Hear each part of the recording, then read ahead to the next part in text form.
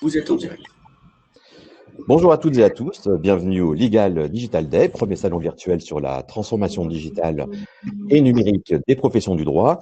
Il est 9h00. Nous pouvons donc déclarer officiellement la journée ouverte.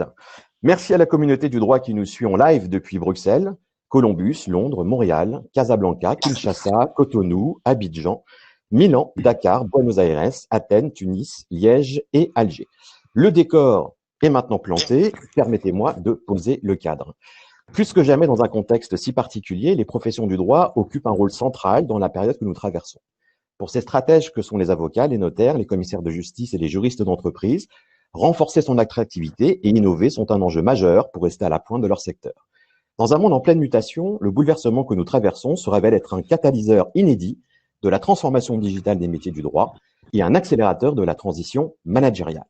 Mais c'est aussi une opportunité pour démontrer son agilité, faire preuve d'initiative et de réactivité.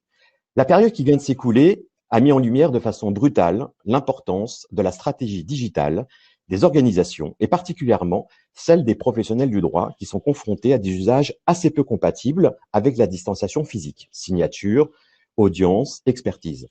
Au-delà des outils qui vont contribuer à cette plus grande accélération, il y a des enjeux culturels aujourd'hui, sociétaux, qui vont voir le jour au travers de la gestion de la relation client, de la place de l'IA, de la refondation du lien de confiance. Des enjeux technologiques, culturels, sociétaux, voire philosophiques vont s'entrechoquer et nous obliger à repenser la place du droit dans nos sociétés. C'est une occasion aussi unique et une opportunité pour mieux appréhender ces enjeux. Dans cette période inédite que nous traversons, il a été vital pour les professions du droit de maintenir, de développer, de renforcer, mais surtout de repenser le lien avec leurs clients et leurs organisations. De notre côté, il a été capital de permettre à nos 120 000 clients d'y parvenir au travers de solutions collaboratives, de solutions cloud, d'aide au maintien d'opérations contractuelles dématérialisées, d'audit et de révision de clauses, avec un apport de l'IA dans la productivité et la maîtrise des risques et en offrant plus de sécurité juridique. Aujourd'hui, il est essentiel de renforcer les compétences des juristes sur l'application concrète de l'innovation dans le droit et sur son apport comme levier de développement. Il y a résolument un avant et un pendant qui va déterminer l'après. Sans vouloir justement anticiper sur le monde d'après et la place qu'occupera la fonction du juriste et des professionnels du droit, il est essentiel de se concentrer sur le monde de maintenant et sur les défis auxquels ces acteurs seront confrontés. Réunir la grande famille du droit aujourd'hui était essentiel, non pas pour une reconstruction, non pas pour un renouveau, mais pour donner un nouvel élan. C'est un honneur que d'avoir avec nous aujourd'hui les représentants de ces professions pour se nourrir de leur expertise et de leur réflexion. Je ne vais pas plagier donc un célèbre chanteur qui s'appelle Monsieur Bécaud et éviter de heurter vos oreilles de si bon matin. Et maintenant, que vais-je faire? Ou plutôt, qu'allons-nous faire? Eh bien, nous allons démarrer et rentrer dans le vif du sujet. Et pour cela, j'ai l'immense honneur et le plaisir de céder la parole à Éric Heyer, notre invité témoin. Monsieur Heyer, je vous en prie, donc je vous laisse poser à votre tour, le cadre économique de cette matinée. Merci beaucoup. Merci Dan. Bonjour tout le monde. Alors je vais commencer par me présenter parce que je pense que c'est toujours important, notamment en économie, de savoir d'où on parle. Donc je suis directeur à l'OFCE. Alors c'est quoi l'OFCE en deux mots? Ça a été créé en 1980 par Raymond Barre. Raymond Barre était alors Premier ministre et voulait un endroit, un centre de recherche indépendant qui est un lieu de contre-expertise de tout ce qui sortait du ministère de l'économie, de ce qu'on appelle Bercy. Et donc, on est sur des champs identiques à ceux de Bercy. Donc, quand Bercy sort des perspectives de croissance économique, nous devons en sortir à peu près au même moment lorsqu'il y a des évaluations de grandes politiques économiques, type CICE ou programme de responsabilité. On doit au même moment sortir ces contre-évaluations. Et donc, l'indépendance, pour Raymond Barre, il faut être dans une université. Étant lui-même professeur à Sciences Po, avait inscrit ce centre de recherche à Sciences Po Paris. Donc, on est salarié de Sciences Po Paris lorsqu'on est à l'OFCE et on doit donc contre-expertiser les mesures de politique économique, aider les sénateurs et les parlementaires s'ils le souhaitent dans la rédaction de leurs amendements et être dans les médias pour justement alimenter un ensemble de polémiques.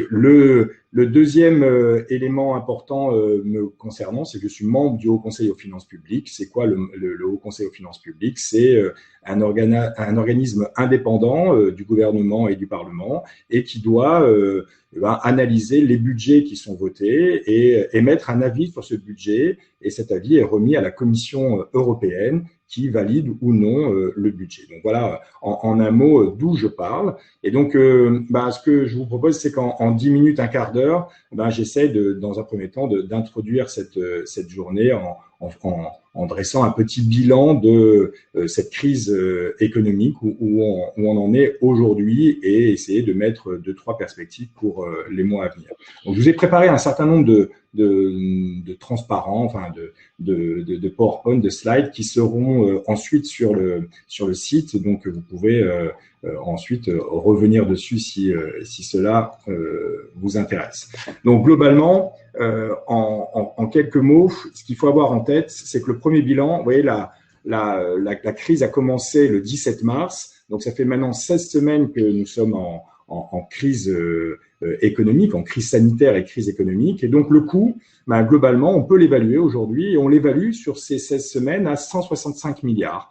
Donc aujourd'hui, les 8 semaines de confinement ont coûté 120 milliards et depuis le déconfinement qui a commencé le 11 mai, on a rajouté 45 milliards supplémentaires. Donc ça, c'est un coût qui est assez inédit. Ça fait plus de 6,5 points de PIB. On se rend pas bien compte, mais vous voyez, la crise de 2008, c'était juste une récession de moins de 3 points de PIB. Donc c'est déjà 2 fois plus important en 16 semaines que l'intégralité de la grande crise et de la grande récession de 2008.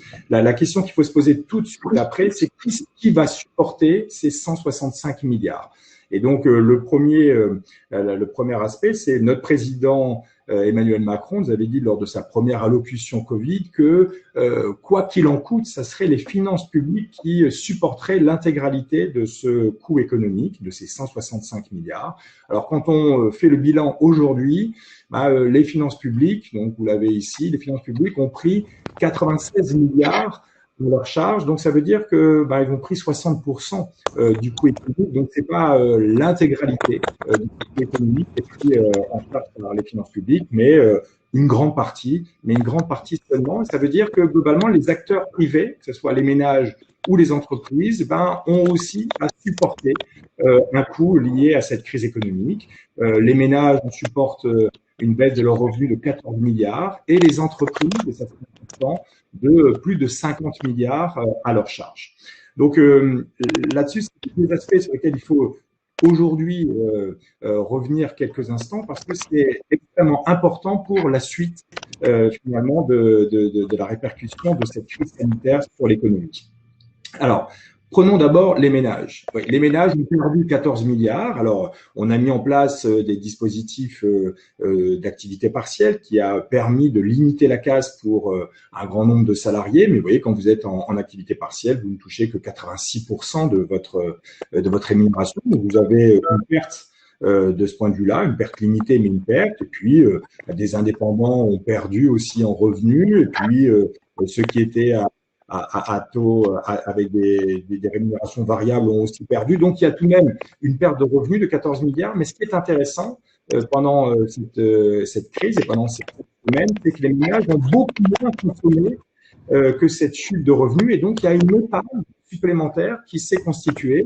Et donc, ça, on évalue cette épargne à plus de 75 milliards d'euros. Et donc, vous voyez, c'est un schéma assez compliqué à avoir en tête parce qu'aujourd'hui, si vous regardez ça d'un point de vue macroéconomique, les ménages aujourd'hui sont plus riches que les ménages avant la crise sur les comptes bancaires. Il y a 75 milliards d'euros en plus parce que globalement, les ménages ont été empêchés d'aller consommer. On a fermé les commerces, on a fermé les frontières, il y a beaucoup moins de touristes, il y a moins au restaurant et aux bars, et dans les bars. Et donc, globalement, il y a une épargne qui s'est constituée. 75 milliards, c'est une somme colossale. Alors, vous voyez que, globalement, tout le monde, tous les déciles de revenus ils ont eu une épargne supplémentaire. Bien sûr, il y a eu des perdants, sans aucun doute, mais en moyenne, un ménage aisé a épargné 4 000 € en plus au cours de cette semaine, alors qu'un ménage un peu plus modeste a épargné aux alentours de 1 500. Donc globalement, une épargne supplémentaire. La grande question qu'on se pose, c'est est-ce que cette épargne va être reversée dans l'économie dans les semaines et dans les trimestres à venir. Quand on pose la question, c'est le graphique suivant, qu'est-ce que vous allez faire de cette épargne? Il y a 20% qui considèrent qu'ils vont garder cette épargne parce que globalement, l'avenir pour eux n'est pas complètement assuré, il y a une incertitude et donc globalement, ils vont garder cette épargne et pour beaucoup, ils vont essayer de partir et de dépenser en loisirs. Donc vous voyez, et les loisirs aujourd'hui, c'est pas encore complètement déconfiné et donc il est possible qu'effectivement cette masse importante, ces 75 milliards, ne soit pas remis tout de suite dans l'économie, mais c'est un enjeu et c'est un enjeu notamment pour les plans de relance à venir. On en dira un mot un peu plus tard. Donc c'est un enjeu extrêmement important aussi pour les entreprises, parce qu'on a vu les entreprises ont un coût de 54 milliards. Vous voyez, 54 milliards globalement de coûts pour les entreprises. Si vous voulez avoir un ordre de grandeur en tête, vous voyez, le CICE, une année de CICE, c'était 20 milliards. Donc en 16 semaines, ils ont perdu 2 années et demie de CICE, c'est beaucoup trop. C'est-à-dire que globalement, et c'est ça qui est un peu à craindre en septembre, c'est que globalement, un certain nombre d'entreprises ne puissent pas rembourser ces 54 milliards et donc qu'il y ait potentiellement des faillites à venir.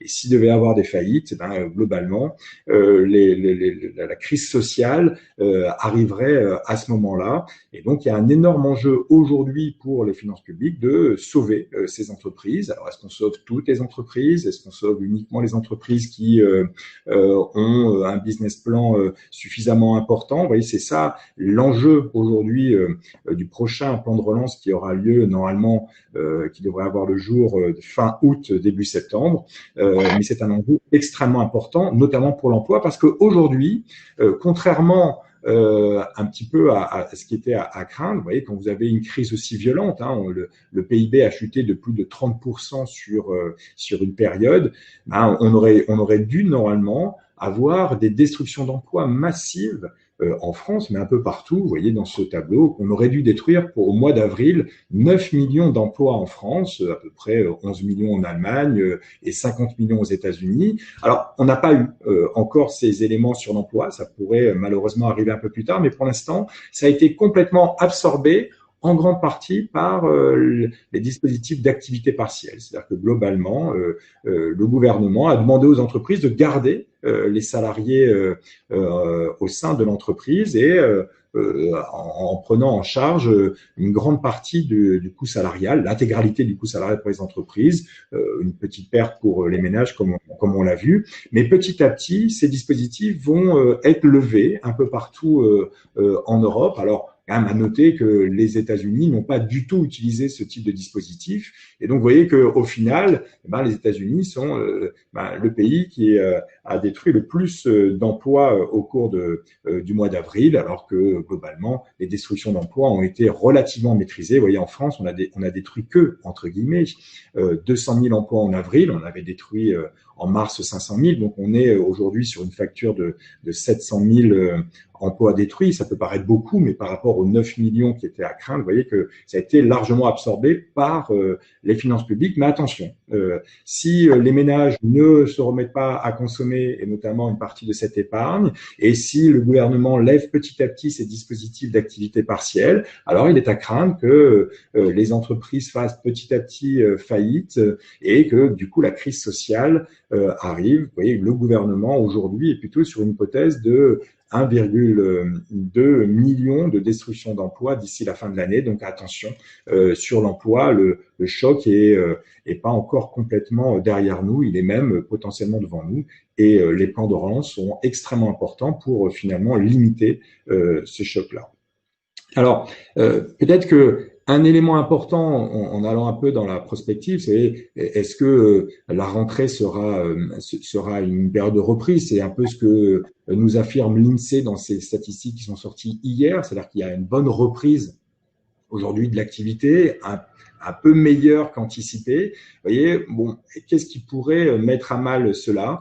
L'élément central, ça serait une deuxième vague. Alors une deuxième vague où finalement la reprise de cette première vague, peu importe, mais que globalement on soit obligé de reconfiner à nouveau. Alors ce qu'il y a dans les tuyaux, c'est que s'il devait y avoir un nouveau confinement, ce confinement ne serait pas généralisé comme on a pu le connaître en mars, mais un confinement localisé et qui serait spécifique pour un certain nombre de citoyens, des citoyens que l'on dit vulnérables. Alors vous avez ici la liste qui est aujourd'hui établie lors du décret du 5 mai des critères de vulnérabilité. Donc bien sûr, c'est des personnes âgées de plus de 65 ans, mais si vous avez des antécédents cardiovasculaires, si vous avez un diabète, je vous laisse regarder cette liste. Regardez bien, il y a aussi l'obésité avec un IMC supérieur à 30, donc ça peut faire beaucoup de personnes. Alors quand on essaie de l'évaluer, globalement, si j'enlève les 65 ans et plus, ça peut toucher tout de même à peu près 12,6 millions de personnes qui seraient sujettes à un nouveau confinement si une deuxième vague venait à arriver. Alors attention, 12,6 millions, mais lors du décret du 5 mai, il est indiqué que toute personne qui cohabite avec une personne vulnérable peut également être confinée. Et donc, ça rajouterait, dans ces cas-là, 9,4 millions. Donc, au total, 22 millions de Français pourraient être à nouveau confinés potentiellement, si on croit certaines analyses, à l'automne. Donc, ça serait un choc un peu différent du premier choc du mois de mars. Ça serait un choc sur l'offre de travail, c'est-à-dire des personnes qui seraient empêchées d'aller travailler. Alors, attention, dans ces 22 millions, il n'y a pas que des salariés. Alors que quand je regarde sur les 12 millions précités, donc je retire les cohabitants, vous voyez, il y a à peu près 5 millions de personnes qui sont dans l'emploi et il y a 3,5 millions qui seraient dans l'impossibilité de télétravailler. Donc, vous voyez, ça serait un choc d'offres. Alors, pas gigantesque, mais tout de même assez significatif. Et donc, quand je suis entreprise aujourd'hui, il faut que j'ai ça en tête, c'est que globalement, le prochain confinement, ça sera pas un choc de demande. On va pas fermer des commerces, mais on peut empêcher un certain nombre de personnes d'aller travailler. C'est ces fameux vulnérables. Il y a un autre élément qui pourrait être aussi assez important dans la force de travail, c'est si on devait refermer un certain nombre d'écoles et donc globalement les parents seraient obligés de garder leurs enfants et là ça rajouterait à peu près 1 million à 1,5 million de personnes empêchées d'aller travailler de ce point de vue-là. Donc attention à ce choc-là qui pourrait limiter la reprise. Alors il y a un élément extrêmement important dans tout cela, et je finirai cette première partie là-dessus, c'est les éléments budgétaires. C'est-à-dire que vous voyez qu'aujourd'hui, ça a coûté déjà extrêmement cher. On a dit à peu près 100 milliards pour 16 semaines pour les finances publiques. Alors même si c'est pas l'intégralité du coût, vous voyez, 100 milliards, c'est tout de même à peu près 5 points de PIB. Donc c'est un choc considérable. Et ce n'est que le début. C'est-à-dire que globalement, il va y avoir un nouveau plan de relance pour sauver les entreprises. Et puis, vous voyez, si vous passez au plan vulnérable, chaque mois va coûter à peu près 3 milliards d'euros. Donc, globalement, les finances publiques vont être extrêmement dégradées cette année et sans doute pour encore 1 ou 2 années, donc jusqu'à la fin du quinquennat. Et donc, la dette publique va augmenter d'à peu près 20 points de PIB d'ici la fin du quinquennat. Donc, c'est une somme extrêmement importante. On va dépasser très largement les 100 points de PIB. On va se situer aux alentours de 120. Et donc, la question, c'est est-ce que c'est grave? Est-ce que la dette publique aussi importante, est-ce que on pourrait être limité par cela et est-ce que il faudrait faire comme après la crise de 2008, une politique d'austérité? Alors, c'est très important de rappeler qu'aujourd'hui, on n'est pas dans la situation de 2008. D'abord, c'est une crise qui n'est pas de même nature. C'est une crise qui a été provoquée par le gouvernement pour sauver des vies humaines. Rappelons-le, c'est une crise sanitaire. On a mis l'économie à contribution. Et aujourd'hui, on n'est pas en 2008 aussi sur les taux d'intérêt auxquels l'État arrive à lever. Et aujourd'hui, on est dans une situation complètement exceptionnelle. C'est-à-dire que vous l'avez ici sur ce graphique. Aujourd'hui, lorsque l'État tente de lever de l'argent sur les marchés financiers, ben, ils ne payent plus d'intérêt. Ils sont même dans des taux d'intérêt négatifs, c'est-à-dire que globalement, les investisseurs payent pour avoir le droit de prêter aux États. Alors, la France n'est pas un cas isolé. C'est le dernier slide de cette présentation. C'est-à-dire qu'aujourd'hui, vous avez 17 000 milliards de dollars qui sont prêtés aux États à taux négatif. Ça veut dire quoi? Ça veut dire qu'aujourd'hui, il n'y a aucun problème de financement pour les États, quasiment quels qu'ils soient, et notamment pour l'État français. Et donc aujourd'hui, c'est une chance pour cet État français pour tenter de relancer l'économie et de prendre à sa charge une grande partie du coût économique. Donc, je m'arrête là pour la première partie de cette présentation. Et puis, à tout à l'heure. Merci beaucoup. Alors, je vais demander simplement aux intervenants, si c'est possible, de couper les micros pendant l'intervention d'une des personnes du panel. Éric Heyer, merci infiniment. C'était très instructif, mais aussi passionnant. Nul doute que nous allons continuer sur cette dynamique avec nos intervenants. Et nous allons continuer tout de suite pour savoir un peu quel a été aussi l'impact, forcément, sur les professions du droit. Alors, pas avec cette fois, en effet, des graphiques, mais avec une présence forte. Et je vais commencer tout de suite en rentrant dans le vif du sujet avec Olivier Cousy, donc monsieur le bâtonnier du barreau de Paris. Et ma première question, en effet, c'est après 4 mois de crise sanitaire, quel bilan tirer aujourd'hui pour les avocats parisiens? Et notamment aussi, comment le barreau de Paris a-t-il œuvré pour accompagner les avocats à y faire face? Merci. Merci de me donner la parole. Je regardais avec beaucoup d'intérêt les graphiques que vous avez présentés et la situation économique. Je pense que la situation économique des avocats à Paris ou ailleurs d'ailleurs est finalement assez en miroir de ce que vous avez décrit. Notre principale difficulté, ça va être l'arrivée sur le marché, c'est-à-dire l'entrée sur le marché des jeunes diplômés de l'école, plus de 1500, qui vont avoir évidemment à chercher une collaboration avec des cabinets qui, de leur côté, ont plus ou moins annoncé, ce qui est normal, qu'ils allaient geler ou en tout cas arrêter les recrutements. Donc on a ce premier défi, c'est comment est-ce que l'on peut aider les nouveaux entrants dans les cabinets à trouver une collaboration, une première collaboration, ou à commencer à travailler. Et le deuxième niveau de difficulté, ça va être les fermetures de cabinets, c'est-à-dire la fin d'activité pour certains de nos confrères. Les études qui ont été faites avec le CNB montrent qu'on est sur des pourcentages extrêmement importants, en tout cas en risque. On est entre 20 et 30% d'activité d'avocats qui risquent de devoir s'arrêter, avec des structures très différentes, des contextes très différents, mais ça veut dire qu'il faut aussi être présent auprès des confrères qui souhaitent s'arrêter ou qui sont obligés de s'arrêter, afin de les aider dans cette démarche et peut-être et surtout mettre en contact ceux qui cherchent des nouvelles opportunités avec ceux qui sont susceptibles d'en laisser ou d'en permettre. Donc nous avons voté au Conseil de l'Ordre avec la vice-bâtonnière Nathalie Roret un plan de soutien financier aux avocats du barreau de Paris, extrêmement ambitieux. On est sur une enveloppe qui est de 15 millions d'euros.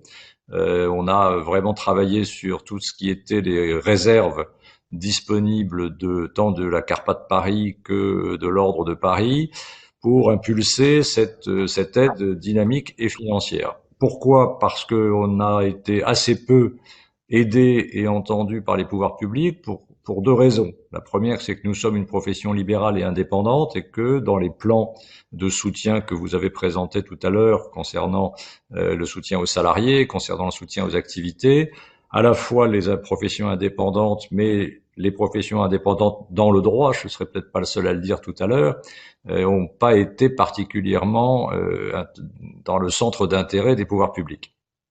Donc c'est devoir se débrouiller tout seul. Première démarche. Alors on a l'habitude, on est des professions libérales, on est des avocats, on a l'habitude de se débrouiller tout seul, mais là, on va se débrouiller tout seul avec le soutien de l'Ordre de Paris. Et cette aide, elle se décompose en plusieurs plans qui sont sur le métier aujourd'hui. On a vraiment dans un travail extrêmement intense. On a été obligé de travailler dans l'urgence. Et cela correspond, une première tranche qui correspond à une baisse automatique et immédiate de 15% des cotisations des avocats du barreau de Paris pour la cotisation de 2020. C'est un plan d'aide donc à l'accompagnement des stagiaires EFB pour trouver des stages, puis des sortants de l'EFB pour trouver des collaborations, et ce plan aussi sur l'accompagnement par des soutiens, coaching en matière comptable, en matière d'équipement informatique, en matière de peut-être de soutien d'ailleurs psychologique entre guillemets, mais en tout cas d'accompagnement pour les confrères. Donc ces trois domaines, on va proposer à la rentrée des contacts, des accompagnements concrets, et on souhaite qu'une part de cette aide-là, et on a lancé une consultation, soit aussi destinée à des projets qui seront portés par les avocats du barreau de Paris. On va monter une plateforme collaborative qui va permettre de dessiner des priorités pour les confrères, des axes de soutien qui peuvent être des sujets qu'on a déjà traités ou qui peuvent aussi être des thématiques qu'on ne connaît pas, parce que dans les cabinets il y a beaucoup de discussions ou de réflexions sur ce point. L'un des sujets qui est vraiment très sensible, c'est ce qu'on appelle la perte de collaboration, puisque nos collaborateurs dans les cabinets à Paris sont majoritairement des collaborateurs libéraux, indépendants, et donc la perte de collaboration n'est pas indemnisée dans le cadre du chômage partiel, et elle est très peu indemnisée, puisqu'il y a une assurance de perte de collaboration qui avait été d'ailleurs créée par Madame la Présidente du CNB lorsqu'elle était bâtonnier du barreau de Paris, qui, pour des raisons économiques d'équilibre entre les différents, entre les grandes masses, entre les cotisants, entre les indemnités, aujourd'hui bat de l'aile. Et il faut qu'on la réforme si on veut la continuer pour qu'elle soit plus ample dans ses cotisants et plus généreuse dans ceux qui en ont besoin. Parce que la discussion avec les assurances, on les connaît, c'est difficile toujours de convaincre les assurances de rentrer dans des opérations qui ne seraient pas bénéficiaires pour elles. Donc ça, c'est un vrai chantier sur lequel nous travaillons avec les syndicats. J'ai bon espoir d'en trouver quelque chose, mais c'est vrai que financièrement, c'est très difficile. Donc voilà, cette aide, elle a été rendue nécessaire, elle a été approuvée à la majorité du Conseil de l'Ordre, même quasiment à l'unanimité. Elle ne porte pas atteinte à l'équilibre financier de l'Ordre de Paris ni la CARPA, parce que encore une fois, on a ciblé des réserves qui avaient été constituées pour des projets qui soit n'ont pas eu lieu, soit été mis de côté, soit été reportés. Donc on a vraiment fait un travail de peignage du budget pour aller chercher ces réserves. C'est vraiment une démarche qui nous tient à cœur avec Nathalie Roret. C'est une démarche que l'on va mettre en place sur toute l'année 2020 et 2021, puisque les difficultés qui se présentent, comme vous l'avez dit, elles sont un peu décalées dans le temps. C'est surtout la rentrée qui va être difficile. Donc voilà la démarche qu'on a adoptée au barreau de Paris, et on constate que l'inquiétude, enfin les courriers qu'on reçoit sont des courriers qui sont souvent très poignants, très émouvants, de la part de confrères qui disent soit je vais pas rentrer dans la profession, je vais pas pouvoir, je vais pas y arriver, soit au contraire je peux pas continuer, j'y arrive plus. Il faut comprendre que dans notre profession, le système de la trésorerie est fondé sur une facturation qui correspond à des travaux réalisés et des encaissements qui sont souvent décalés plus ou moins de 5-6 mois, parfois plus. Donc là, on est encore dans une phase, on est encore au début juillet, dans une phase où des encaissements continuent sur la base de travaux qui ont été réalisés au tout premier trimestre 2020. La crise réelle va être lorsqu'il y aura plus d'encaissements, puisque plus de facturation, puisque plus de travail réalisé en fin mars, avril, mai. Les cabinets repartent, les opinions sont assez positives. Est-ce que ça suffira pour rattraper? Certainement pas. Est-ce que ça permettra d'équilibrer et de sauver un certain nombre de cabinets? Je pense que on a tous ce bon espoir, on est tous optimistes sur ce sujet. Puis les avocats sont des entrepreneurs, donc j'ai pas de doute sur leur volonté. La réalité économique, elle risque de nous rattraper comme elle a rattrapé beaucoup de secteurs. Je voulais juste terminer sur ce point en disant que nous avons vraiment l'ambition au barreau de Paris d'étendre cette communauté des avocats à la communauté des juristes au sens large. Je pense que votre débat et la présence des interlocuteurs ici le montrent. Il faut concevoir le droit, il faut concevoir les métiers du droit comme une activité économique unique et une communauté aussi d'individus uniques.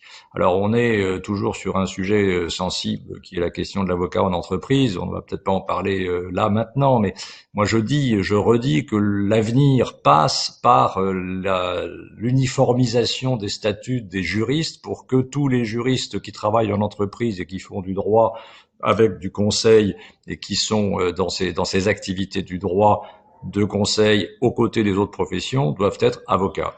Et de ce point de vue-là, je sais qu'on a des points communs avec Marc Mossé, que je vois à l'écran, que l'on ne voit pas encore, mais qui va prendre la parole.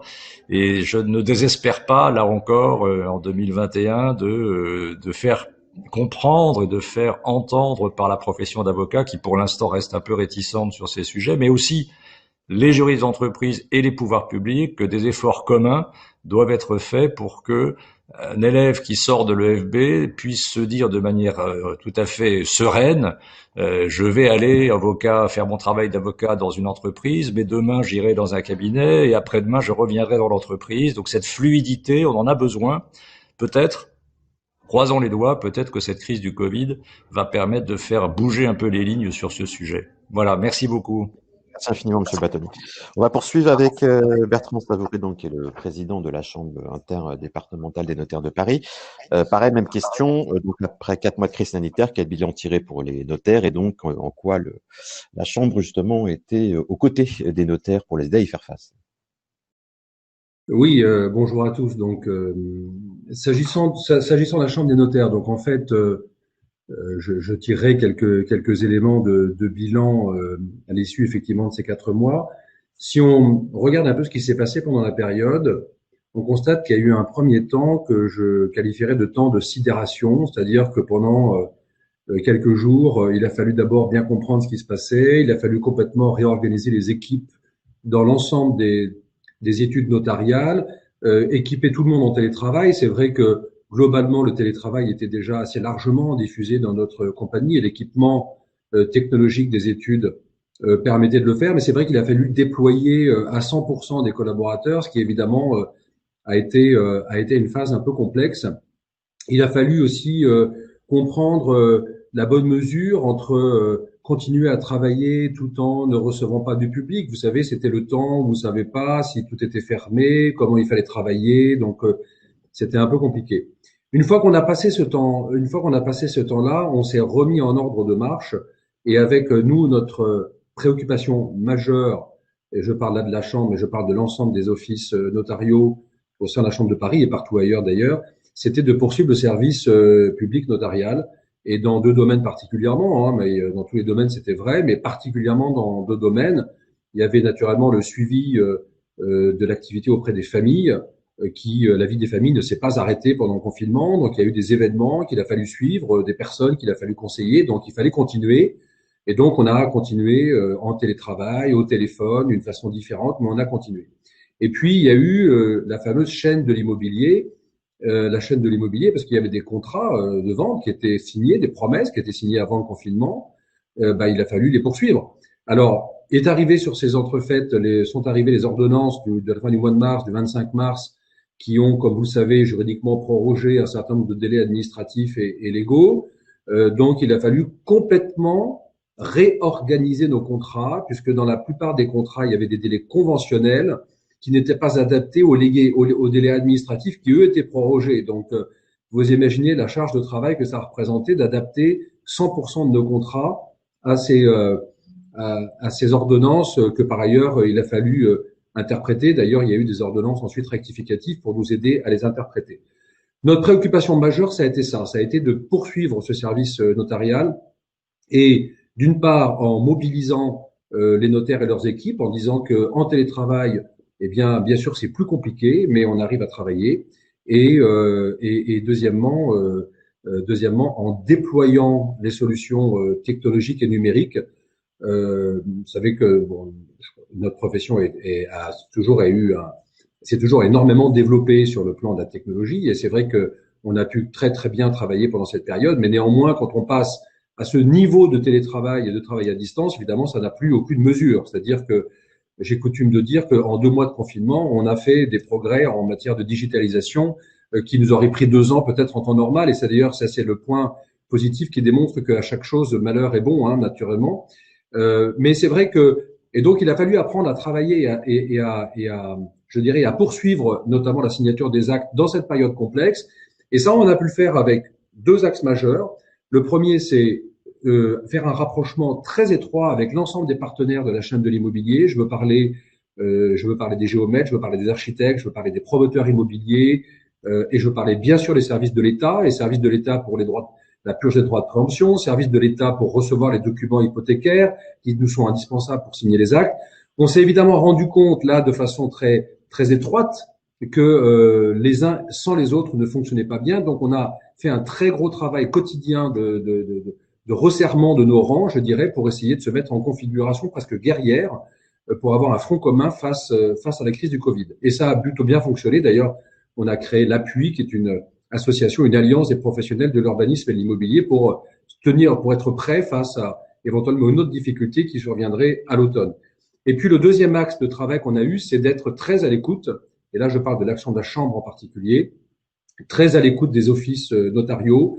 Alors, on a eu énormément de réunions, on a fait énormément de réunions avec les petits offices, avec les moyens offices, avec les gros offices, parce que chacun avait ses propres préoccupations qui étaient évidemment d'importance inégale. Donc on est allé à leur rencontre, on a organisé des rencontres en virtuel, nous avons fait des réunions d'information, on a beaucoup informé puisque chacun dans son office était parfois un peu isolé, donc on a énormément informé sur le juridique, sur le digital et sur l'organisation de notre profession pendant cette période. Et je crois que ça a été très bien ressenti. Alors, du coup, qu'est-ce que je tire au bout de 4 mois comme bilan très rapidement? D'abord, il y a un bilan économique qui est évidemment est extrêmement mauvais. Ça, je pense que tout le monde fera le même constat. Les mois de mars, avril et mai, nous sommes en baisse d'activité dans notre profession selon les périodes, entre 80, 70 et 60%. Hein, ça, quand même, faut voir ce que ça représente dans des cabinets comme les nôtres. Nous sommes également des entrepreneurs, donc c'est extrêmement périlleux. Mais bon, disons on sait que dans une vie d'entrepreneur, ce genre de période arrive et en général, on s'y prépare à l'avance et on avait dans les années passées, d'ailleurs, dans les mois passés, expliqué à nos confrères qu'il était prudent d'être très très vigilant sur le déploiement des cabinets pour faire face à d'éventuelles crises. Donc là, il y a eu une crise et un entrepreneur doit savoir faire face à une crise de cette période, même si elle est d'une ampleur absolument inédite. Et là, nous apercevons effectivement une sorte d'effet rebond. C'était tout à fait attendu au mois de juin, une sorte d'effet rebond qui fait que l'ensemble de ce qui n'a pas pu être signé pendant la période de confinement, finalement, s'est trouvé un peu compressé là au mois de juin. Notre inquiétude, naturellement, je pense comme beaucoup d'autres, c'est à venir, c'est-à-dire c'est cet été, puisque pendant 2 mois, il n'y a eu aucune ouverture. Je veux dire que les gens n'étaient pas favorables à l'acquisition ou à la vente d'un appartement pendant la période. Déjà, il n'y avait pas de visite possible, pas de déménagement possible. Bon. Et donc, l'inquiétude pour nous est à venir sur le plan économique. Mais néanmoins, sur le plan politique, moi, j'ai constaté un resserrement des rangs de notre profession qui était extrêmement bienvenu grâce à tout le travail d'information qu'on a fait. Et c'est vrai que la solidarité notariale m'a extrêmement réjoui pendant cette période, puisque nous avons pu constater effectivement que dans une période difficile, la solidarité s'exprime de façon différente et beaucoup plus forte peut-être. Et puis enfin, pour terminer, j'en tire des enseignements en matière digitale, puisque nous avons déployé le digital de façon considérable et la plus grande démonstration de ça, c'est naturellement le système de comparution à distance qui nous permet, comme vous le savez, même si c'est aujourd'hui de façon temporaire et que ça se termine le 10 août, on a fait une expérimentation qui nous a permis de signer avec nos clients à distance. Je rappelle que c'est la possibilité de signer avec notre client qui est chez lui et nous, dans notre étude, ce qui est évidemment totalement révolutionnaire s'agissant d'un acte authentique, avec la force de l'acte authentique. Mais c'est une expérimentation que nous avons menée et sans doute nous sommes engagés de façon irréversible. Là, c'était une première expérimentation, mais nous sommes engagés de façon irréversible dans ce processus de signature à distance qui trouvera sa place aux côtés des signatures en présence réelle. Le monde de demain n'est pas un monde, on en parlera peut-être tout à l'heure, n'est pas un monde digital et à distance, mais néanmoins, nous avons des solutions qui seront très utiles également pour l'avenir. Merci beaucoup. On en parlera un peu plus brièvement du coup tout à l'heure et on s'intéresse au monde de maintenant que vous nous avez exposé brillamment. On va continuer avec Marc Mossé, donc qui est président de l'Association française des juristes d'entreprise. Donc pareil, même question, forcément, on enlève le mot avocat et notaire, on le remplace par le mot du juriste. Bonjour, merci. Oui, pour quelque temps, bientôt on utilisera le même mot, avocat entreprise. Mais juste quelques remarques. La première, c'est que pendant cette période, les juristes se sont retrouvés en première ligne. Les juristes d'entreprise ont été vraiment en première ligne pendant toute cette période et encore aujourd'hui. Ils ont été très très impliqués dans les cellules de crise. Ils ont été très impliqués dans la gestion des difficultés contractuelles qui pouvaient se présenter. Et d'une façon générale, quand on interroge les directions juridiques, elles ont ce sentiment qu'elles vont sortir renforcées. C'est peut-être un paradoxe, mais sortir renforcées de cette période parce que les entreprises ont vu à quel point le droit était un élément central de leur activité. Et que dans les sociétés en crise, celle-ci étant une crise un peu, j'allais dire, singulière et aiguë, le droit est véritablement un outil qui permet de sortir de situations conflictuelles et même, d'une certaine façon, on en parlera tout à l'heure, de créer de la confiance. Et donc, de ce point de vue-là, les directions juridiques ont été extrêmement sollicitées et se sont retrouvées non seulement en première ligne, et pour la suite, elles voient bien qu'elles vont être de plus en plus mises sur le devant de la scène pour résoudre un certain nombre de questions et même anticiper un certain nombre de questions. Ça, c'est un point vraiment très important qui revient d'à peu près toutes les entreprises. Alors, l'autre remarque que je voudrais faire à cet égard, c'est que les directions juridiques ont traversé cette période en utilisant les outils numériques de façon très active. C'est un sujet sur lequel on avait beaucoup travaillé avec la FGE depuis des années, sans savoir qu'il y aurait un moment aussi fort pour le déploiement des outils, mais le télétravail existait déjà un petit peu avant. Un tiers des juristes d'entreprise avaient une habitude de télétravail, et évidemment ça s'est accéléré, et du coup ça s'est fait de manière assez fluide. Et on voit un certain nombre de chiffres qui indiquent par exemple que plus de 45% des directions juridiques considèrent qu'elles avaient les bons outils numériques en place et qu'elles avaient les moyens de management qui correspondaient. Il y a 33% à peu près qui considèrent qu'elles avaient les outils, mais que sur le terrain du management, sur la manière de les utiliser, il y avait peut-être du progrès à faire. Et puis d'autres qui sont un petit peu, j'allais dire, en deçà de la main.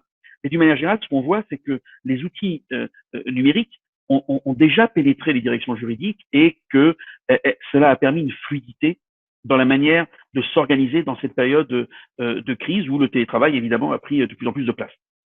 Ce qui a permis d'ailleurs aux directions juridiques d'avoir une approche agile sur le terrain, par exemple, de la signature électronique. Elles ont de plus en plus déployé de solutions de signature électronique, la tenue des assemblées générales à distance. Ça a été un point important, et donc elles se sont préparées à cet égard. Le contract management, qui est évidemment un point tout à fait important, et d'une façon globale, grâce aux outils numériques, elles ont été en situation de collaboration avec d'autres directions comme la DRH, par exemple, sur les obligations de sécurité et puis la reprise du travail, le retour des salariés quand c'est possible dans les entreprises. Donc, à cet égard, moi, je pense que cette période de crise a montré à quel point le droit était un élément stratégique de la vie des entreprises. C'est pas simplement quelque chose dont on a besoin à un moment ou à un autre en se disant tiens, il faudrait qu'on demande aux juristes.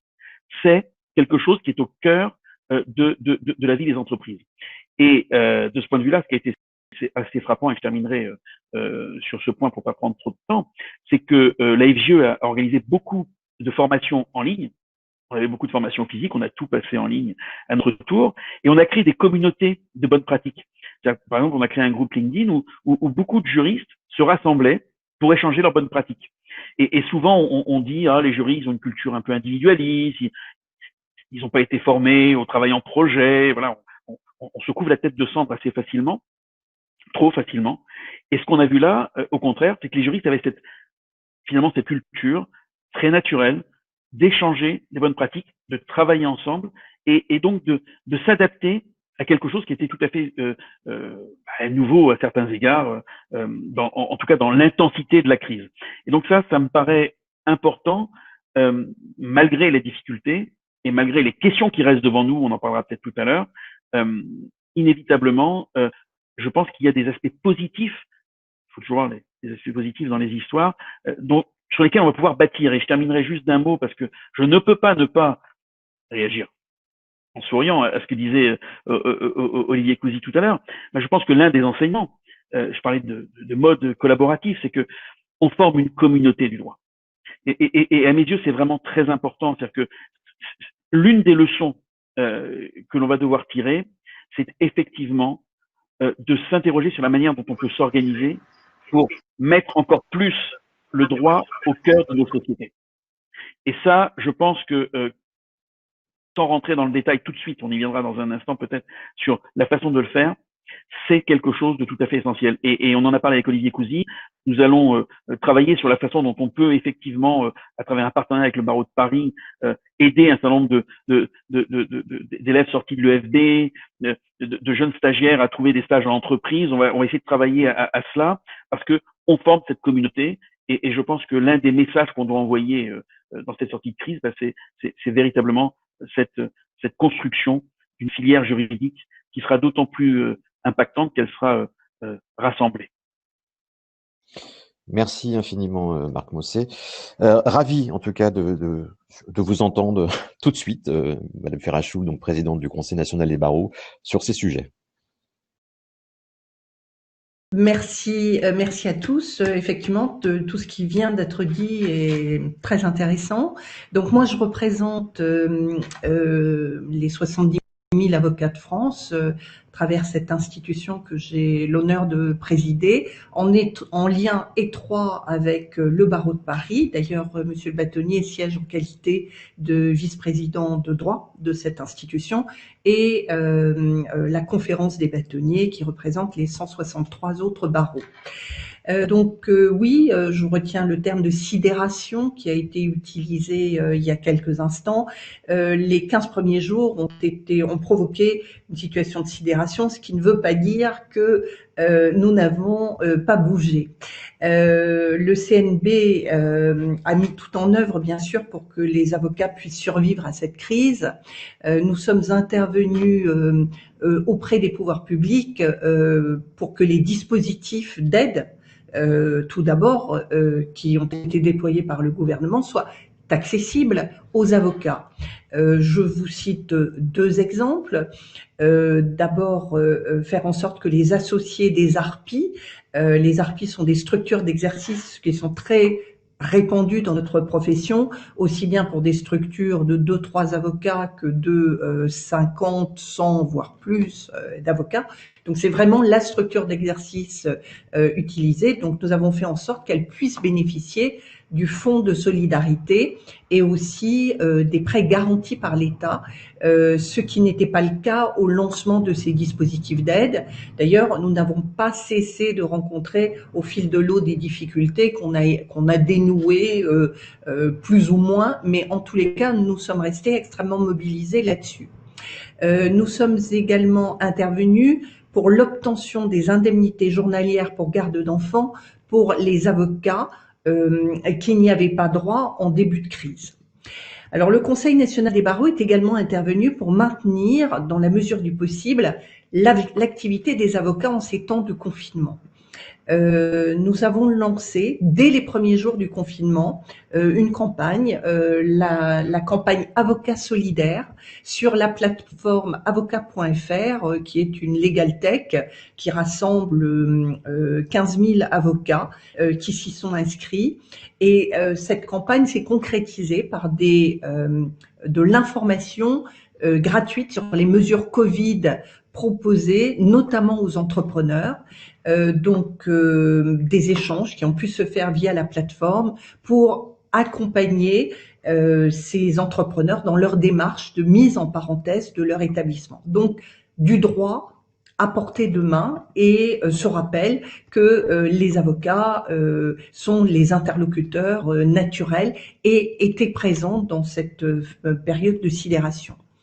Nous avons également cela a déjà été dit, mais sur les outils numériques, nous avons renforcé tout ce qui était formation et accès à une palette d'outils numériques qui ont été développés, par exemple tout ce qui est en lien avec les e-actes d'avocats, la e-procédure participative, véritablement renforcer tout ce qui se faisait à distance.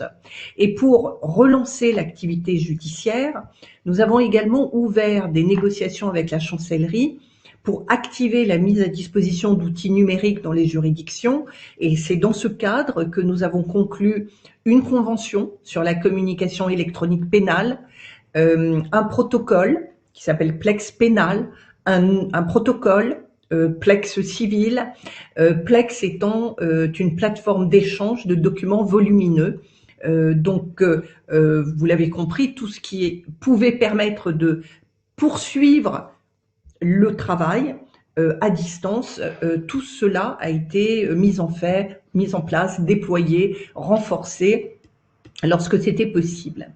Et nous avons été également force de proposition en imaginant, par exemple, à la chancellerie, un dispositif d'avance sur l'aide juridictionnelle pour renforcer la trésorerie des cabinets intervenant à l'aide juridictionnelle.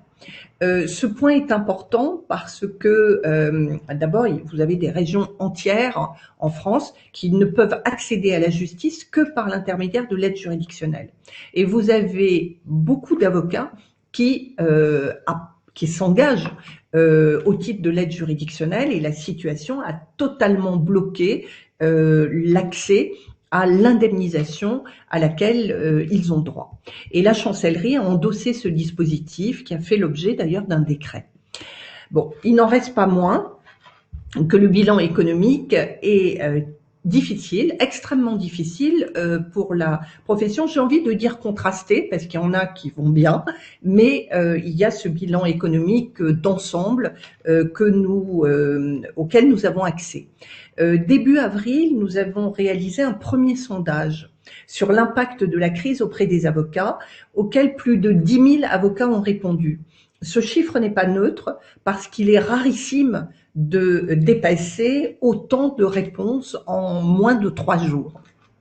Et la quasi-totalité de ces 10 000 avocats, 97% pour être précis, de ces avocats, qu'ils soient individuels ou qu'ils exercent dans le cadre de structures, ont indiqué voir leur activité impactée par la crise sanitaire et les mesures de confinement. Et 40% environ des avocats individuels ont indiqué avoir interrompu totalement leur activité. Alors c'est vrai qu'il s'agit d'avocats qui font exclusivement du judiciaire ou très majoritairement du judiciaire, mais la conséquence, comme cela a été expliqué par le bâtonnier de Paris, est très lourde parce que les notes d'honoraires partent généralement après prestation effectuée. Et puis 80% de l'ensemble des avocats qui ont répondu ont déclaré que leur chiffre d'affaires s'était réduit de plus de 50% pendant cette période. Et à 3 semaines du confinement, 3 semaines après, vous aviez plus de 85% des avocats qui indiquaient ne plus être en mesure de se rémunérer. Et c'est vrai qu'on voit sur ce terrain la grande différence entre le libéral, qui ne bénéficie pas de la protection sociale du salarié et qui ne bénéficie pas de la garantie de l'emploi du fonctionnaire. Quand il n'y a rien, il n'y a rien. Et ça a bien été toute la difficulté de faire en sorte que les avocats rentrent dans un petit peu dans les dispositifs. Et c'est, comme cela a déjà été dit, nous avons souvent eu l'impression de ne pas du tout être pris en compte dans l'ensemble des dispositifs. Alors aujourd'hui, nous sommes en train d'analyser les chiffres du second sondage auquel nous avons procédé, de manière à vérifier que les premiers chiffres que je viens de vous donner n'étaient pas en lien unique avec l'état de sidération, mais savoir s'il s'était prorogé, qu'est-ce que les avocats avaient fait. Et 9 semaines après le début du confinement, on constate que pour près de 25%, nous sommes à plus de 20%, en tous les cas on est à 22 et quelques pourcents, l'activité professionnelle des avocats est toujours réduite aux 3/4. Et pour 75%, l'activité est encore réduite de moitié. Donc, ça veut dire quoi? Ça veut dire que les avocats dont vous entendez parler, ce sont les 20% qui ont retrouvé une activité normale. Alors, voilà ce que je peux partager à ce stade avec vous. Moi, je suis d'un naturel optimiste, donc je me dis que le Covid va provoquer forcément des avancées, et c'est vrai que nous avons deux chevaux de bataille, le numérique sur lequel nous avançons, et nous avons fait il y a eu une telle prise de conscience dans les juridictions et à la chancellerie que je pense que ce dispositif va avancer de manière beaucoup plus conséquente. Et vous le savez, nous, notre préoccupation, c'est de dire oui au numérique, mais attention à ce que on ne touche pas la dimension humaine de la justice, c'est-à-dire l'accès au juge, l'accès à la défense, l'oralité des débats, le débat contradictoire, c'est-à-dire ça va vraiment être une question de positionnement du curseur. Le deuxième, c'est toute la place que prennent et que vont prendre les modes alternatifs et amiables de règlement des différends sur lesquels le monde du droit, de manière générale, s'est positionné. Et on a vu, par exemple, qu'en termes d'arbitrage, ça a fonctionné. On a vu que sur la médiation, il y avait eu des avancées.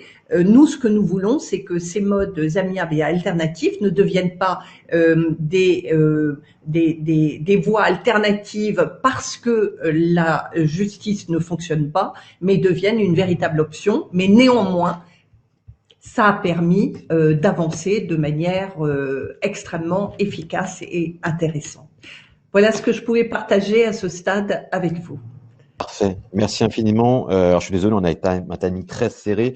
On finit à 10h30, ça va être compliqué peut-être en effet d'ouvrir sur les perspectives. Je vais demander maintenant à Maître, je suis très heureux aussi d'accueillir Maître Xavier Van Gils, donc président d'Avocat.be, pour avoir aussi une vision justement en Belgique, de savoir comment ça se passe sur l'impact et donc sur en quoi Avocat.be a contribué à assister les avocats. Je vous remercie. Alors, tout d'abord, bonjour à tous. Et puis, Avocat.be, pour resituer, c'est à peu près 43% des avocats belges, savoir tous les avocats francophones et germanophones de Belgique, les autres étant les avocats néerlandophones qui sont plus nombreux. Alors, la situation de la Belgique et de la France est un peu différente, en ce sens qu'en tous les cas, pour les avocats, nous n'avons pas connu ce que nos amis français ont connu, et sans doute à juste titre, mais une grève particulièrement difficile juste avant la crise du Covid-19, ce que nous n'avons pas connu.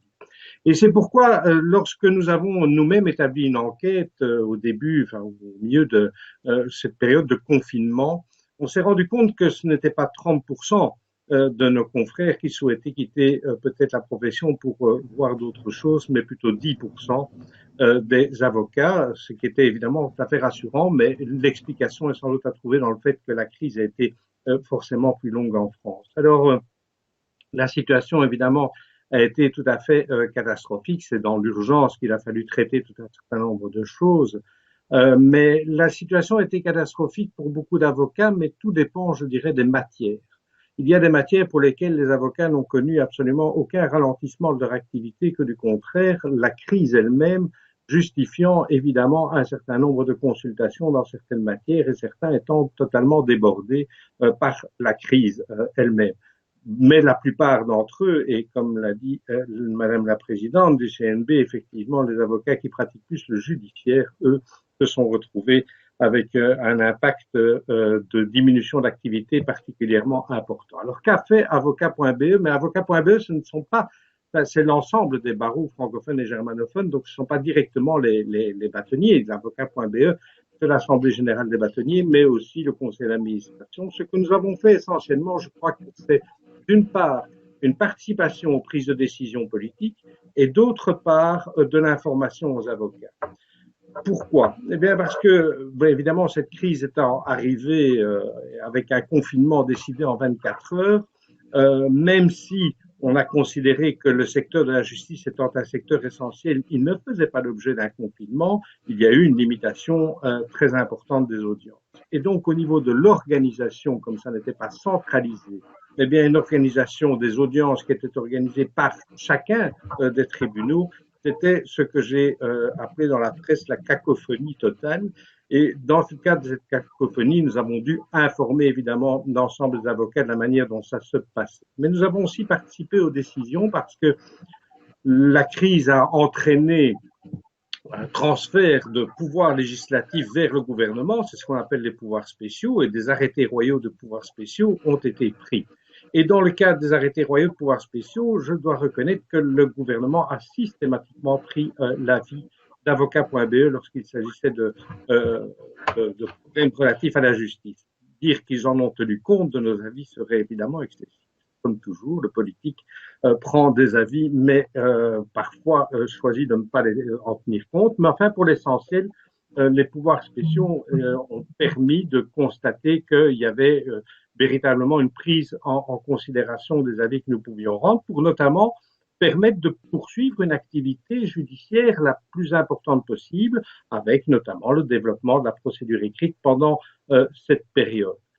Nous avons également informé et participé à un certain nombre de décisions en ce qui concerne des mesures prises pour les indépendants, et je pense notamment au droit passerelle, c'est-à-dire une forme d'indemnité chômage, si on veut, pour les indépendants, pour lesquels nous avons obtenu une extension aux avocats à partir du moment où il y avait une cessation d'activité totale pendant 7 jours sur le mois, ils pouvaient bénéficier de ce droit passerelle qui est même une aide économique importante. Alors, le gros problème de la crise, c'est qu'il n'y avait pas de mesures générales en ce qui concernait l'organisation et que les barreaux eux-mêmes n'ont pas voulu développer des mesures générales d'aide aux avocats.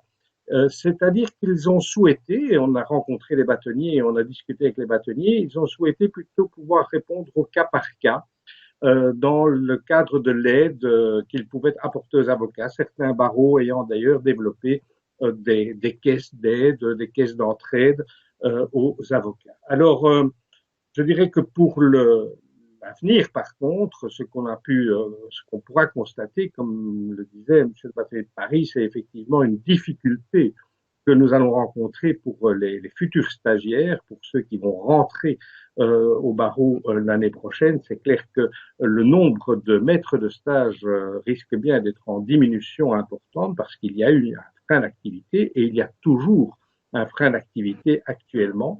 Et il ne faut pas oublier aussi cet effet retard entre le moment de la facturation et le moment du paiement, avec les conséquences qui risquent fort d'être des conséquences durant l'automne pour les avocats qui vont voir une diminution sensible de leurs revenus, en tous les cas tous ceux qui sont fort impactés par la crise. Ce que ça a permis de constater, pour terminer peut-être sur une note effectivement plus positive, c'est évidemment un développement accéléré de l'usage de l'informatique, de la digitalisation, des outils numériques, avec même, nous avons pris la décision de rendre l'usage de ce qu'on appelle la DPA chez nous, c'est-à-dire cette plateforme qui permet le transfert des écrits de procédure. Nous avons décidé de le rendre gratuit durant cette période de coronavirus, durant cette période de confinement. Voilà un peu la situation avec effectivement un espoir que cela permettra de développer encore des projets informatiques et nous sommes pour le moment en cours de travail à ce sujet pour développer des projets informatiques et pour effectivement permettre, comme je le disais dans un journal, à notre justice de passer au niveau informatique du 19e au 21e siècle en Inde. Merci. Ouais. Merci infiniment. De toute façon, on n'a pas eu le temps de comprendre et de s'adapter, de passer par une courbe du changement. De toute façon, on n'a pas eu le choix. Donc, la réflexion, on l'aura plus tard sur peut-être les impacts. Merci infiniment. Ravi aussi de vous avoir, Olivier Bellandra, donc vice-président du Cercle Montesquieu et président de la Factory du Cercle. Pareil, dans un temps peut-être un peu plus resserré, je suis désolé, mais votre sentiment et votre là-dessus, s'il vous plaît. Alors, je dirais que notre appréciation est la même que celle qu'a faite Marc il y a quelques minutes, c'est que les juristes ont été en première ligne, ont été excessivement impliqués lors de la crise. Je dirais qu'il n'y a pas eu de chômage technique pour les directeurs juridiques et leurs équipes qui ont été extrêmement impliqués. cela nous a conduit, nous, donc, au Cercle Montesquieu et à la Factory, à voir comment on pouvait aider l'ensemble de la communauté juridique. Et donc là, je rejoins un petit peu les propositions ou les démarches qui ont été faites aussi bien par l'Euro de Paris et sur lesquelles Marc est revenu. C'est comment collectivement aider la grande profession juridique, tout d'abord à être solidaire entre elles, être solidaire de l'économie et avancer dans cette période difficile. Alors, on a pris un certain nombre de mesures. La première, parce qu'on s'est rendu compte que cette situation était extrêmement compliquée à gérer en termes de pléthore en termes de pléthore de normes qui sortaient en permanence et auxquelles l'ensemble de la communauté juridique n'avait pas forcément accès de manière aisée. Donc, on a décidé donc de faire un travail collectif qui avait pour objet de faciliter l'accès à l'information, aussi bien qu'elle soit légale, celle provenant ce que nous on appelait les corps constitués, c'est-à-dire les régulateurs, les associations professionnelles, qu'elles soient comptables, qu'elles soient économiques, afin d'aider l'ensemble de la collectivité juridique à avoir facilement accès à l'information et donc ne pas perdre trop de temps dans ces éléments qui n'ont pas forcément beaucoup de valeur ajoutée tant qu'elle n'est pas traitée. Le deuxième axe qui a été extrêmement important pour le cercle, ça a été aussi de développer la formation. La formation, cela s'est fait en partenariat avec l'EFB, avec le tribunal de commerce, et on a donc eu en tête de faciliter la formation continue pendant cette période sur les éléments et les difficultés auxquels pouvait être confronté l'ensemble de la communauté juridique. Donc, il y a eu des formations sur la force majeure, sur le contentieux, sur le M&A, donc l'ensemble des sujets qui concernaient la profession juridique ont été traités. Et le troisième point, qui est quelque chose qui, je dirais, plus de solidarité avec l'économie, c'est l'initiative qui a été lancée par le Cercle Montesquieu, le barreau de Paris, à laquelle s'associait la FJE, le tribunal de commerce de Paris et Paris Place de Droit, qui est la plateforme des tiers conciliateurs. L'idée derrière cette plateforme des tiers conciliateurs était de éviter l'engorgement des tribunaux et de régler en amont, autant que faire se peut, les difficultés que pouvaient rencontrer les entreprises dans lesquelles il n'y avait pas de mauvaise foi, mais qui étaient confrontées à des difficultés financières ou autres liées au confinement et qui ne pouvaient pas donc honorer leurs engagements. Donc, il y a eu donc cette initiative qui avait donc pour objet d'éviter un engorgement des tribunaux commerciaux et donc de faciliter, je dirais, de mettre de l'huile dans les rouages de l'activité économique. En conclusion, pour être extrêmement bref, je dirais que pour nous, cette crise a été l'occasion de faire un pas de plus vers ce que proposait donc le bâtonnier de Paris, à savoir une grande communauté juridique et un statut unique. L'idée étant de démontrer que face à l'adversité, nous avons su travailler ensemble. Pourquoi ne pas le faire demain de manière normale? Ok, bah écoutez, merci infiniment, pardon, Monsieur Benondrade. Bonjour Patrice Gras, donc président de l'Union nationale des commissaires de justice. Pareil de votre côté pendant ce contexte. Le micro, je pense.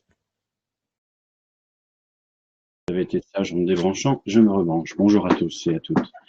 Oui, contexte relativement difficile. Alors, il faut savoir que pourquoi commissaire de justice? Parce que bon nombre ne sont pas informés encore aujourd'hui, mais nous venons de subir depuis 4 ans ou 5 ans ce que nous appelons les lois Macron et le rapprochement de deux professions que sont les huissiers de justice et les commissaires priseurs. Donc ce n'est pas simple de réunir déjà deux anciennes professions, et déjà nous étions dans un contexte fragilisé. Arrive après, effectivement, avec ce Covid, en quasiment 3 semaines, un arrêt d'activité de près de 90%. Donc en 3 semaines, un mur s'est posé devant nous et vous imaginez bien que dans ce contexte-là, l'exécution des décisions de justice était très compliquée. La fermeture des tribunaux, l'arrêt de la profession d'avocat dans son activité nous a totalement paralysés. Donc il a fallu répondre en urgence à un certain nombre de confrères déjà fragilisés par ce contexte, et nous avons tenté de mettre en place rapidement les conditions d'obtention de différents prêts pour soutenir les trésoreries des études, également toutes les mesures qui ont été prises par le gouvernement, et nous le saluons parce que ce sont des mesures extrêmement importantes pour nos économies de libéraux parfois fragiles, et peu de confrères peuvent avoir un an de trésorerie d'avance. Donc notre métier, la spécificité de notre métier fait que quand vous avez les directions du contentieux qui s'arrêtent brutalement, l'arrêt bien évidemment de toute procédure d'expulsion, le cœur du métier a été touché, et dans ce contexte-là, le télétravail sans travail n'est pas possible, même s'il se développe dans nos études. Et aujourd'hui, on doit faire face à une crise relativement importante. Nous estimons aujourd'hui à peu près 50% de taux d'activité. Donc, on reste très, très loin d'un retour à l'équilibre. Et les URSSAF, le Trésor public, les OPHLM, etc., ne voient un retour d'activité qu'en fin d'année, voire début du trimestre de l'année prochaine. Donc, il va falloir trouver des solutions et des moyens de ne pas perdre en route environ 30% des études, ce qui était à peu près le chiffre évoqué par les 2 représentants des barreaux présents à cette réunion. Donc nous sommes intervenus auprès de la chancellerie pour leur dire, dans le cadre du plan de continuité d'activité, laisser l'injonction de payer, c'est une procédure relativement importante et qui se fait, un magistrat prend seul une décision dans son bureau, il faut absolument maintenir cette procédure. Nous avons sensibilisé Madame Pénicaud également pour que, effectivement, les dossiers de nos confrères soient pris en charge, et c'est ce qui a été fait. Parfait. J'ai de mon côté, vu l'heure, puisqu'en effet on doit conclure après avec M. Eric Ayer, j'ai une grande confiance aujourd'hui en vos professions et votre capacité d'adaptation. Vous l'avez fait preuve d'ailleurs pendant ces 4 mois, et je vous demandais justement d'en faire preuve, et en 30 secondes, de pouvoir, et je vous lance un défi du coup, dans 30 secondes de pouvoir m'indiquer et nous exprimer quel va être pour vous le challenge à relever justement à venir, et je vais commencer par Marc Mossy. Et oui. Alors, je serai bref, comme disait Fidel Castro, 5 heures après, il était toujours là. Alors, brièvement, 30 secondes pour dire, au-delà de la crise, on est dans une révolution industrielle. Et dans les moments de révolution industrielle profonde, la transformation digitale qui est à l'œuvre, le droit est et doit être l'outil qui permet de redonner du sens à la société et de créer de la confiance. On en a besoin. Et donc, il faut remettre le droit au centre du village. Ça me paraît essentiel. Le droit, pas la loi, pas la circulaire, pas la réglementation. Dans un pays d'ingénieurs et de hauts fonctionnaires, on adore ça. Non, non, le droit. Y compris les modes alternatifs de règlement des conflits. Y compris la soft law. Y compris la conformité. Tout ce qu'on a vu et que la plateforme des cas conciliateurs a illustré avec Marie Place du droit dans laquelle nous étions. Le droit. Et pour ça, un gros effort sur la formation initiale et continue, et il faudra que l'université évolue à cet égard. Et pour ça, la fin, les 30 secondes, Olivier Cousy l'a dit, et je suis sûr que Christiane Ferralschul partagera mon opinion, même si elle ne le dira pas, on a besoin d'être rassemblés. Une grande profession, parce que si on dit c'est le temps du droit, ce doit être le temps des juristes. Et le temps des juristes, c'est pas la fragmentation, c'est le rassemblement. Et je suis sûr que nous dépasserons ce qui aujourd'hui reste quelques frictions héritées du passé pour construire le futur. Le temps du droit, c'est le temps des juristes. Voilà. Bien. Et nous dépasserons les 30 secondes. 1 minute 49 secondes. Parce que là, je fais un classement après. On va continuer avec tout de suite Patrice Grapp, mon cher Patrice. Je reprendrai la confiance et la confiance. La confiance que nos clients doivent avoir en nous pour notre capacité à aborder un recouvrement ou l'exécution des décisions de justice sous un mode slow ou soft. Il faut se réinventer. Je pense que nous pouvons apporter aux justiciables et une aide dans ces moments difficiles, une aide à l'entreprise, une aide aux particuliers pour être lisibles sur leur situation et essayer de trouver avec eux tous les moyens nécessaires à recouvrer les créances. Voilà, cette confiance-là, elle est indispensable et nous véhiculons tous les jours l'image de nos clients. Et bien, entre cette confiance et l'image que notre profession peut apporter, je crois que le défi est ainsi résumé. Et le défi est relevé, 47 secondes 23 centièmes. Merci infiniment. Olivier Cousy, c'est à vous. Merci. Je parlerai peut-être justice dans ces quelques secondes. La justice, tout le monde le sait, c'est une balance. Elle est symbolisée par cette balance. On a la chance extrême d'avoir un avocat parmi les meilleurs du barreau de Paris qui a été nommé garde des Sceaux. Éric Dupond-Moretti est aujourd'hui en mesure de permettre que cette balance soit équilibrée entre les parties, entre le contradictoire, les droits de la défense, le secret professionnel des avocats. Et donc il faut saisir cette opportunité que nous avons. Cette fenêtre de tir ne durera peut-être pas longtemps. On ne sait pas quelles sont les intentions de Monsieur Macron derrière cette nomination. Et je suis extrêmement confiant sur sa capacité, la capacité de Dupond-Moretti de travailler pour une justice plus équilibrée. Je suis beaucoup moins confiant, en revanche, dans les dernières déclarations du Premier ministre concernant les retraites, parce que si ce sujet revient, on va encore bloquer tout, et c'est vraiment très, très inquiétant. Parfait, merci. 58 secondes. Ensuite, Olivier Bellandrade, c'est à vous. Bon, alors, je dirais comme Marc, les juristes ont été en première ligne pendant toutes les crises. Pour nous, le point important, c'est de transformer l'essai et de maintenir donc la place des juristes en première ligne. Ça passe pour deux choses. Tout d'abord, continuer à travailler la digitalisation, c'est clé aussi bien pour les entreprises que pour les fonctions juridiques, mais aussi travailler la formation et aussi la manière dont le juriste voit son métier, notamment en termes de gestion des risques. Quant à l'idée d'une grande profession du droit, on ne peut que s'y associer. Parfait. Dis donc, 46 secondes, merci infiniment. Je suis désolé. Xavier Von Gil, c'est à vous. Oui, je vous remercie. Alors, trois défis pour moi. Première chose, garantir l'accès à la justice. Ça me paraît essentiel. Deuxième chose, garantir l'indépendance des avocats et des ordres également, avec l'autorégulation notamment, le maintien de l'autorégulation. Voyons ce qui se passe chez nos voisins. Et troisième chose, c'est le challenge et répondre au challenge de l'intelligence artificielle véritablement comme aide à la décision qui ne remplace pas le juge, avec une maîtrise de l'algorithme et l'apprentissage du codage. Parfait, merci infiniment. 32 secondes, merci. Bertrand Savouré, c'est à vous. Oui, alors écoutez, les défis à relever, j'en vois trois. Le premier, c'est le défi de l'adaptation permanente.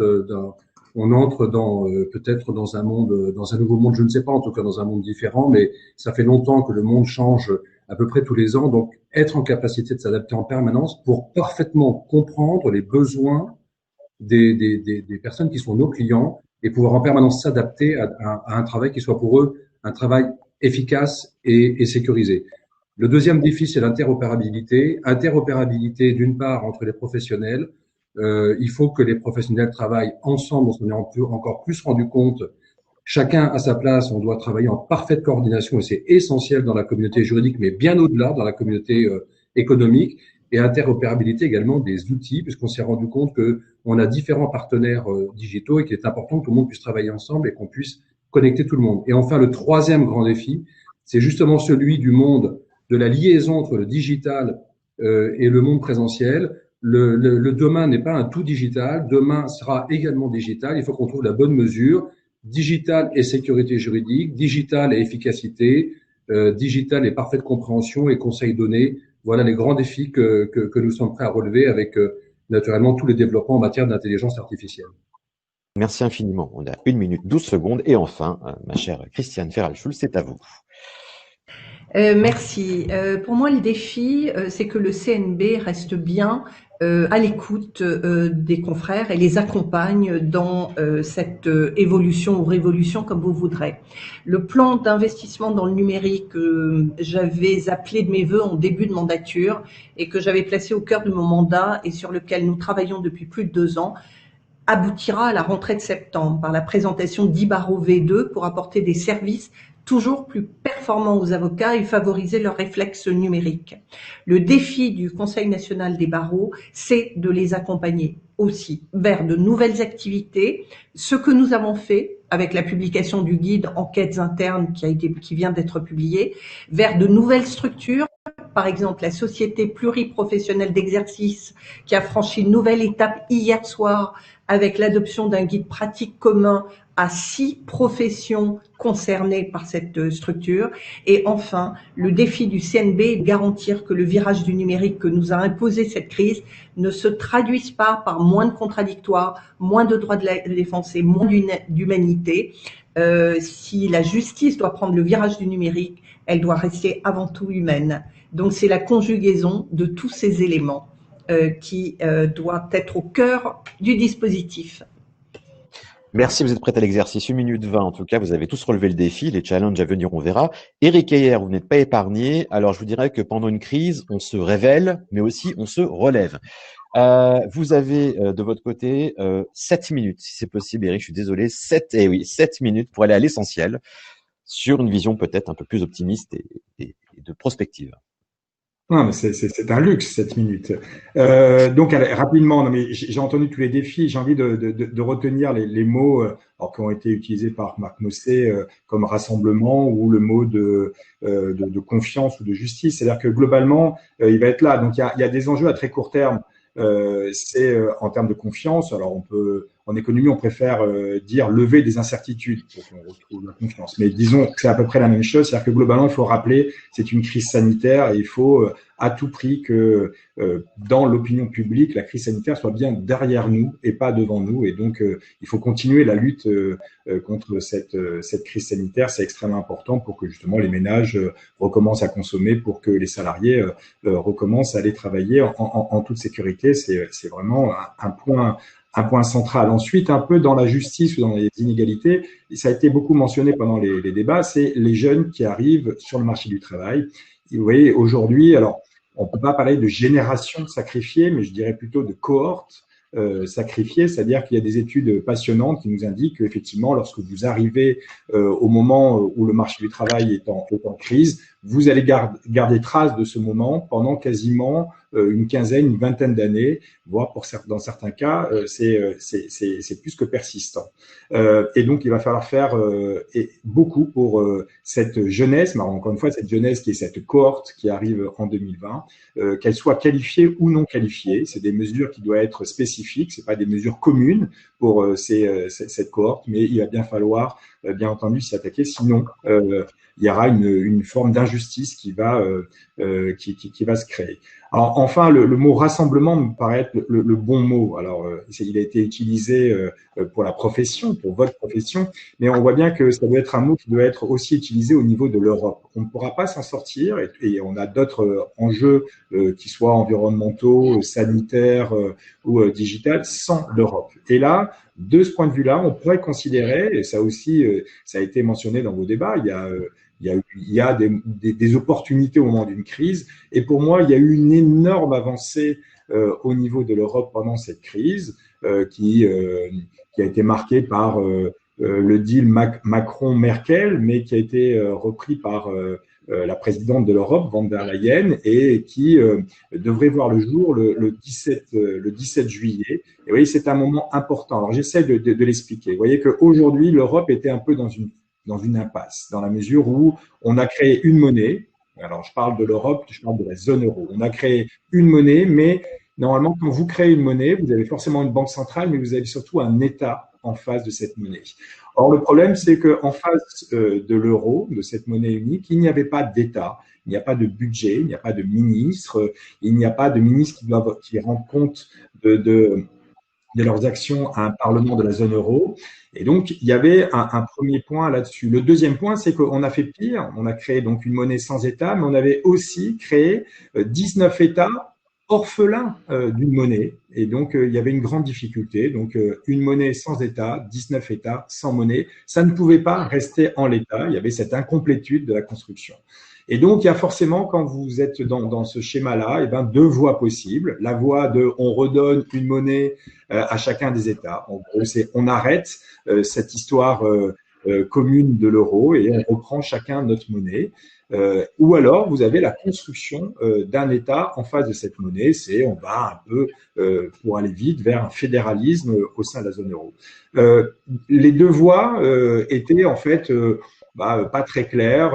On avait peur de sortir de la zone euro et on avait peur du fédéralisme. On n'avançait pas et donc on restait dans quelque chose de très incertain. Avec cette crise, il me semble en tout cas, et en tout cas c'est un de mes vœux, qu'on va un peu plus vers la voie de la construction d'un État en face de la monnaie. C'est-à-dire que ce qui est en jeu aujourd'hui, c'est un énorme budget européen, vous voyez, 750 milliards d'euros, et ce n'est qu'un début. Et lorsque vous mettez en place un énorme budget européen, vous allez être obligé de mettre un ministre du budget qui le gère. On va même créer des ressources propres à ce budget parce qu'on va mettre une taxe carbone aux frontières, on va mettre une taxe sur les géants du numérique. Et donc, il va falloir qu'il y ait un ministre qui rende compte de ces actions auprès des parlements de la zone euro. Et donc, ça y est, on construit petit à petit un État. Et là, on commence à créer de la solidarité et on commence à être rassemblés potentiellement autour d'un objectif qui n'est plus qui ne serait plus simplement des ratios de dette sur PIB ou de déficit sur PIB, mais bien une construction européenne avec un projet. Qu'est-ce que l'on va faire avec ce budget? Bien entendu, l'environnement est un élément clé et donc des budgets sur une transformation de notre modèle de croissance vers un modèle de croissance plus soutenable et qui prend en compte l'environnement dans ses décisions et bien entendu extrêmement important, mais aussi vers le numérique, vers la transition vers la digitalisation de l'économie. Donc, ce sont des enjeux très importants, mais on va le faire tous ensemble avec un budget commun sans aller avec une hétérogénéité où ceux qui ont les moyens de le faire le feraient, mais au détriment finalement des pays partenaires. Et donc ça, il me semble que c'est une avancée, ça serait une avancée considérable. Alors malheureusement, rien n'est encore gagné puisque il faut l'unanimité pour y aller. Et donc il suffit qu'il y ait un pays de la zone euro qui soit hostile à cette solidarité pour que l'action reste finalement figée. Mais je pense que là, c'est un énorme enjeu qui est assez à court terme, puisque c'est le 17 juillet, 18 juillet, on aura finalement la réponse, mais qui pourrait entrouvrir en fait un horizon extrêmement positif pour l'Europe, mais donc pour la France et pour finalement l'économie globale. Voilà, je crois que j'ai utilisé mes 7 minutes. C'est extrêmement intéressant. En tout cas, merci infiniment à tous. Il me reste 2 minutes juste pour encourager et inciter aussi les gens à rejoindre le salon. Et en effet, on va avoir pas mal d'ateliers à suivre. Je rejoins ce qu'a dit Bertrand Savouré et les autres. Nous allons commencer par, pour les notaires, une table ronde sur l'intelligence artificielle au service du notaire. Le télétravail, un passage au cloud. Pour la Belgique, réinventer la relation client avec les instances aussi grâce à la DPA. Pour les juristes, la tenue des AG dématérialisée. Pour les notaires encore, comment rendre son étude disponible à tout moment. Pour les avocats, rendez-vous en ligne et visio, comment répondre aux nouveaux usages. Et enfin, pour les juristes, je m'adresse à Marc Mossé et à aussi donc Olivier Bellandrade, comment aider votre entreprise à mieux exploiter son patrimoine contractuel grâce à l'intelligence artificielle. Vous aurez donc des tables rondes toute la journée avec affiches parisiennes, Villa Justice, Le Monde du Droit et Décideurs. Retrouvez aussi nos stands donc ASCO, EcoStaff, Cécib, Soflo, Genapi, Legal Suite, ainsi que nos partenaires Dalloz, Francis Lefebvre, Édition législative et enfin Affiche Pro. Il est 29, on a tous tenu le timing, franchement c'est extraordinaire, comme quoi on a une capacité d'adaptation phénoménale, beaucoup de défis à relever, beaucoup de challenges et je suis extrêmement fier de faire partie aussi de cette communauté du droit. Merci à tous, excellente journée. Merci, au revoir. Bonne journée, au revoir. Merci.